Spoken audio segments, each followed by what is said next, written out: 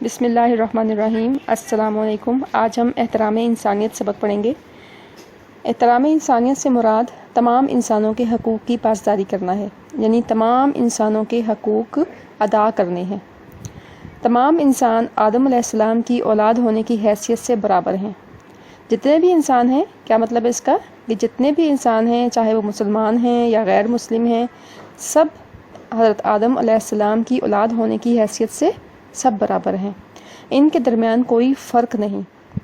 ان کا باہمی تعاون اور ایک دوسرے کے ساتھ اچھا سلوک معاشرے اور انسانیت کے لیے بے حد ضروری ہے۔ انسانیت کا احترام کرنا تمام انسانوں پر فرض ہے۔ دنیا کے تمام مذاہب نے احترام انسانیت کا درس دیا ہے۔ اسلام نے سب سے پہلے انسانی اخوت کا تصور پیش کرتے ہوئے ہر طرح کی تفریق اور اونچ نیچ کو مٹانے کا اعلان کیا۔ یعنی اسلام نے سب سے پہلے انسانی اخوت یعنی انسانی بھائی چارے کا تصور پیش کیا، اور ہر طرح کی تفریق، اونچ نیچ، غریب امیر، کالا گورا، عربی اجمی یا کوئی کسی بھی ذات پات کا ہر قسم کی تفریق کو، امتیاز کو اسلام نے ختم کیا۔ سب سے پہلے اسلام ہی وہ دین ہے جس نے ہر طرح کی تفریق اور اونچ نیچ کو مٹانے کا اعلان کیا اور دعویٰ کیا، اور سب کو اعلان کیا کہ سب انسان برابر ہیں۔ کوئی بھی اپنے آپ کو بلند مرتبہ اور عالی مرتبہ نہ سمجھے، بلکہ سارے انسان حضرت آدم علیہ السلام کی اولاد ہونے کی حیثیت سے سب برابر ہیں۔ سب کے حقوق ہیں وہی حقوق جو ایک غریب کے ہیں، وہی امیر کے ہیں، جو امیر کے ہیں وہی غریب کے ہیں۔ ایسا نہیں ہے کہ امیر کو زیادہ عزت دی جائے، اس کو زیادہ حقوق دیے جائیں اور غریب کو نظر انداز کر دیا جائے، ایسا نہیں ہونا چاہیے، بلکہ اسلام نے اس ساری تفریق کو ختم کیا اور اخوت و بھائی چارے کا تصور پیش کیا۔ نہ صرف تصور پیش کیا، اور مواخات مدینہ جب ہوا، جب رسول کریم صلی اللہ علیہ وآلہ وسلم مکہ سے ہجرت کر کے مدینہ گئے تھے، اس وقت جو مواخات مدینہ ہوا تھا وہ اسلامی بھائی چارے کی بلند ترین مثال ہے، بہترین مثال ہے یہ جو اس وقت اسلام نے پیش کی۔ چلیں اب دوسرا پیراگراف پڑھتے ہیں۔ حجۃ الوداع کے موقع پر آپ صلی اللہ علیہ وآلہ وسلم نے اپنے تاریخی خطبے میں ارشاد فرمایا۔ اچھا، یہاں پر میں ابھی آپ کو بتا دوں کہ ابھی چونکہ نیو بکس شائع ہوئی ہیں، تو یہاں پر آپ صلی اللہ علیہ وآلہ واصحابہ وسلم یہ لکھا ہوتا ہے، تو اس طرح پورا پڑھیں۔ حجۃ الوداع کے موقع پر آپ صلی اللہ علیہ وآلہ واصحابہ وسلم نے اپنے تاریخی خطبے میں ارشاد فرمایا: اے لوگو، یقیناً تمہارا پروردگار ایک ہے، تمہارا باپ بھی ایک ہے، تم سب آدم کی اولاد ہو اور آدم مٹی سے پیدا کیے گئے۔ یقیناً تم میں اللہ تعالیٰ کے نزدیک سب سے زیادہ معزز وہ شخص ہے جو تم میں سب سے زیادہ متقی اور پاک باز ہو۔ کسی عربی کو اجمی پر کوئی برتری نہیں۔ یہ آپ نے فرمایا تھا خطبہ حجۃ الوداع کے موقع پر۔ ایک یہ تاریخی خطبہ دیا تھا جس میں آپ نے تمام انسانوں کو برابری کے حقوق دیے تھے۔ اچھا، اب ہم تیسرا پیراگراف پڑھتے ہیں۔ اسلام احترام انسانیت اور امن کا مذہب ہے۔ ایک مسلمان پر فرض ہے کہ وہ دوسرے کے عقائد و نظریات کا احترام کرے۔ ٹھیک ہے، اسلام احترام انسانیت اور امن کا مذہب ہے۔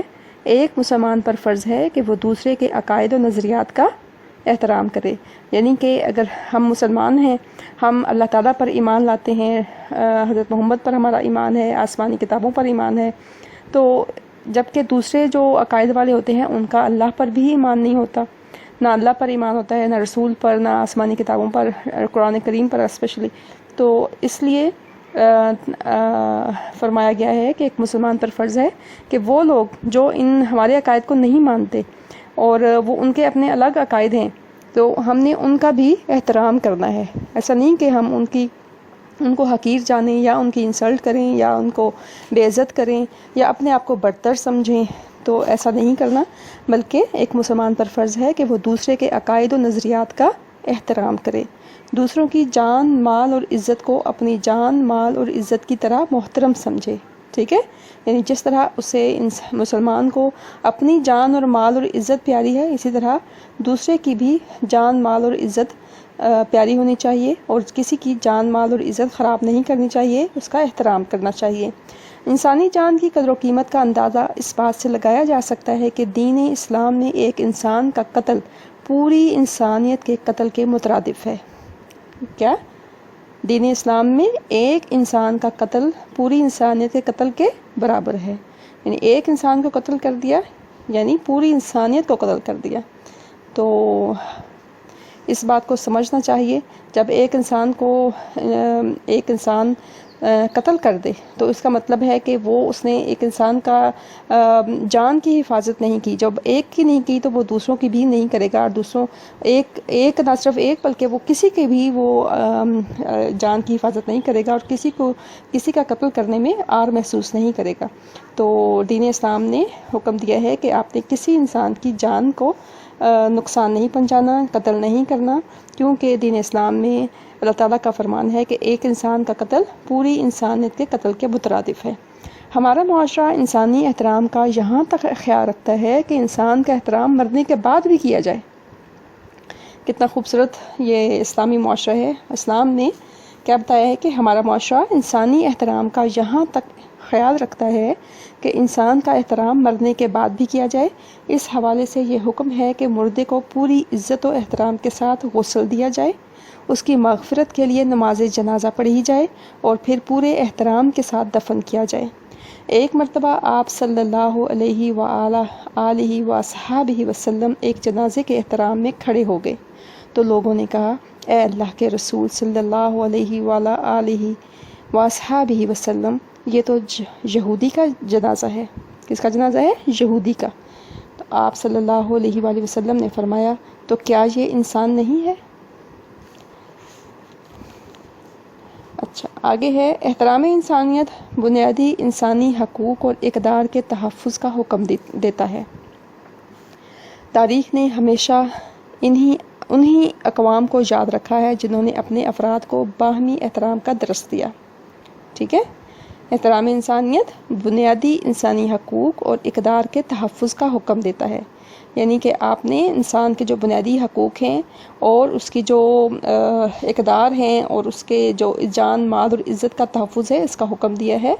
تو تاریخ نے ہمیشہ انہی اقوام کو یاد رکھا ہے جنہوں نے اپنے افراد کو باہمی احترام کا درس دیا، یعنی آپس میں افراد ایک دوسرے کا احترام کریں۔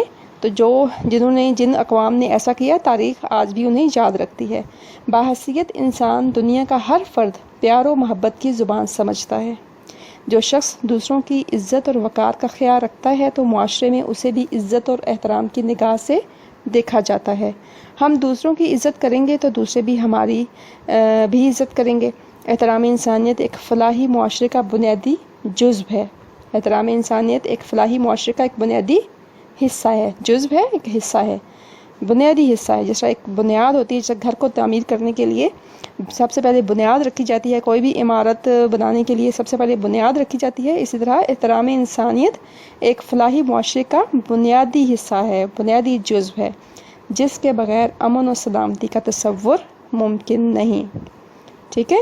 تو احترام انسانیت ہوگا، ایک انسان دوسرے انسان کا احترام کرے گا تو معاشرے میں امن و امان اور سلامتی پیدا ہوگی اور معاشرہ بد امنی کا شکار نہیں ہوگا۔ تو آگے بڑھتے ہیں۔ ہمارے معاشرے میں احترام کی پہلی صورت علماء، اساتذہ اور بزرگوں کی عزت اور احترام کرنا ہے۔ ٹھیک ہے؟ کیا ہے؟ ہمارے معاشرے میں احترام کی پہلی صورت علماء، اساتذہ اور بزرگوں کی عزت اور احترام کرنا ہے۔ علماء کے بارے میں قرآن مجید کی ایک آیت کا مفہوم ہے کہ عالم اور جاہل برابر نہیں ہو سکتے۔ ایک عالم کی موت کو عالم کی موت قرار دیا جاتا ہے۔ اسی طرح اساتذہ کرام کا احترام بھی ہم سب پر فرض ہے۔ کیونکہ استاد کو ایک روحانی باپ کا درجہ دیا گیا ہے۔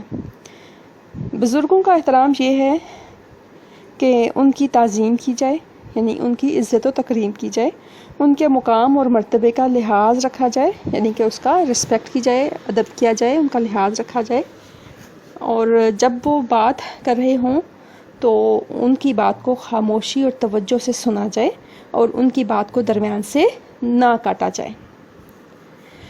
حضرت محمد رسول اللہ خاتم النبیین صلی اللہ علیہ وآلہ وصحبہ وسلم کا ارشاد ہے، وہ شخص ہماری امت میں سے نہیں ہے جو بڑوں کی عزت نہیں کرتا، چھوٹوں پر رحم نہیں کرتا اور ہمارے علماء کی قدر نہیں کرتا۔ تو آگے پڑھتے ہیں۔ اسلام نے انسانوں کو ایک دوسرے کا احترام کرنے اور باہمی تعلقات کو خوشگوار بنانے پر زور دیا ہے۔ دین اور مذہب کی بنیاد پر انسانوں کے درمیان خون خرابہ مناسب نہیں۔ اسی طرح رنگ و نسل کی وجہ سے اختلاف درست رویہ نہیں سمجھا جاتا۔ ایک اچھے معاشرے میں امیر ہو یا غریب، دونوں کو برابری کی بنیاد پر انصاف اور روزی کے حصول کے مواقع دیے جاتے ہیں۔ اس کے برعکس وہ معاشرے کبھی ترقی نہیں کرتے جہاں اہل زر کی عزت کی جائے، یعنی امیروں کی عزت کی جائے اور غریب کو ذلیل کیا جائے۔ اسلام نے دنیا میں سب سے قیمتی چیز انسانی زندگی کو قرار دیا ہے۔ اسلام کا یہ پیغام صرف زبانی دعوے تک محدود نہیں، بلکہ آپ صلی اللہ علیہ وآلہ وصحبہ وسلم اور صحابہ کرام رضی اللہ تعالیٰ عنہم نے رضوان اللہ علیہم و اجمعین اس پیغام کو عملی جمع پہنایا۔ جب کبھی آپ صلی اللہ علیہ وآلہ وصحبہ وسلم اور خلفائے راشدین رضی اللہ عنہم نے جہاد کے لیے لشکر روانہ کیے تو دیگر نصیحتوں کے ساتھ سب سے زیادہ زور ان باتوں پر دیا گیا۔ وہ کیا باتیں تھیں؟ نمبر ایک ہے، اگر فریق مخالف، یعنی آپ کا مخالف فریق ہتھیار پھینک دیں اور تمہاری اطاعت قبول کریں تو ان کو امان دی جائے، یعنی ان کو پھر ان کے ساتھ جنگ نہ کی جائے، ان کو امن دیا جائے، امان دی جائے، ان کو تحفظ دیا جائے۔ نمبر دو ہے، سب سے پہلے یہ کوشش کی جائے کہ صلح سے کام چل جائے اور جنگ کی نوبت نہ آئے، یعنی اگر آپ کسی جگہ پر لشکر لے کر جا رہے ہیں تو جنگ کرنے سے پہلے آپ پہلے ان کے ساتھ بات چیت کریں، اور بات چیت کرنے سے اگر آپ کا مسئلہ حل ہو جاتا ہے، صلح سے ہی کام ہو جاتا ہے اور جنگ کی نوبت نہیں آتی تو وہ زیادہ اچھا ہے۔ تو یعنی جنگ کرنے سے پہلے بھی، یعنی لڑائی جھگڑا جنگ جہاد کرنے سے پہلے آپ نے کیا کرنا ہے؟ صلح کا پیغام بھیجنا ہے اور امن و امان قائم رکھنے کے لیے آپ نے بات چیت کرنی ہے، تاکہ بات چیت سے ہی مسئلے کا حل ہو جائے۔ اگر نہ ہو تو تب جنگ کی جائے۔ اچھا، نمبر 3 ہے، جنگ کے دوران بچوں، بوڑھوں اور خواتین کو قتل نہ کیا جائے۔ نمبر 4، درختوں کو بلا وجہ نہ کاٹا جائے۔ اسلام کا ہر سپاہی ان ہدایات پر سختی سے عمل کرتا تھا۔ احترام انسانیت کی ایک صورت یہ بھی ہے کہ باحیثیت انسان لوگوں کے ایک دوسرے کے ساتھ خوشگوار تعلقات قائم ہوں، مذہبی، لسانی اور گروہی بنیادوں پر نفرت نہ پھیلائی جائے۔ مذہبی، لسانی اور گروہی بنیادوں پر نفرت نہ پھیلائی جائے، یعنی مذہبی بنیاد پر، لسانی کہتے ہیں زبان کا فرق ہو کہ ہماری زبان یہ ہے اور دوسرے کی وہ ہے، گروہی بنیاد پر، اپنے علاقوں کی بنیاد پر نفرت نہ پھیلائی جائے۔ ایسے اقدامات اٹھائے جائیں جو انسانیت کی خیر خواہی اور فلاح کے ضامن ہوں۔ ٹھیک ہے، ایسے اقدامات اٹھائے جائیں جو انسانیت کی خیر خواہی اور فلاح کے ضامن ہوں۔ اللہ کی رضا کی خاطر بھوکے، مسکین، یتیم، قیدی اور مسافر کو کھانا کھلایا جائے۔ کارخانوں میں کام کرنے والے ملازمین کو ریاست کے قوانین کے مطابق سماجی تحفظ دیا جائے۔ سماجی تحفظ، معاشرتی تحفظ، یعنی ملازمین کو بھی معاشرتی تحفظ دیا جائے، ان سے مقررہ اوقات میں کام لیا جائے۔ مزدوروں کی رہائش اور صحت کی سہولت کو یقینی بنایا جائے۔ مزدوروں کی رہائش اور صحت کی سہولت کو یقینی بنایا جائے۔ اس کے ساتھ ساتھ ان ملازمین کے ساتھ بھی محبت بھرا سلوک کیا جائے جو مختلف گھروں میں کام کرتے ہیں۔ تو یہ احترام انسانیت پر بہت ہی خوبصورت یہ سبق ہے جو آج ہم نے پڑھا ہے۔ تو اسی کے ساتھ ہم اجازت چاہتے ہیں۔ اللہ حافظ۔